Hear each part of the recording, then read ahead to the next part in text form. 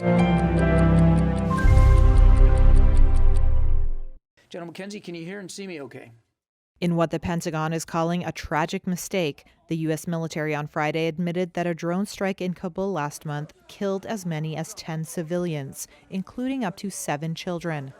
Senior U.S. officers had previously said the August 29th strike that took place as foreign troops completed the last stages of their withdrawal from Afghanistan targeted an Islamic State suicide bomber who posed an imminent threat to Kabul airport.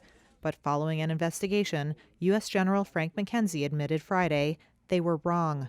We now assess that it is unlikely that the vehicle and those who died were associated with ISIS-K or were a direct threat to U.S. forces. I offer my profound condolences to the family and friends of those who were killed.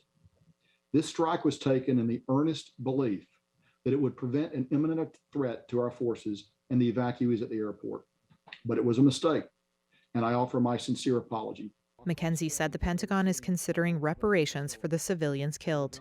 Friday's announcement comes weeks after reports emerged that civilians, including children, were the victims of the drone strike. One that came 3 days after an Islamic State suicide bomber killed 13 U.S. troops and scores of Afghan civilians who had crowded outside Kabul's airport, desperate to evacuate after the Taliban swept into power.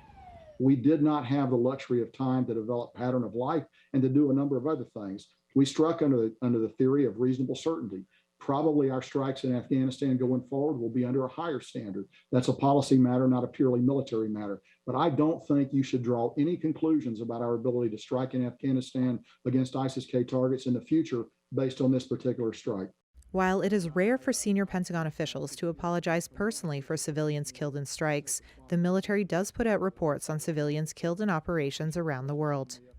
In a statement, Defense Secretary Lloyd Austin said the August 29th drone strike had killed a man who worked for a nonprofit called Nutrition and Education International.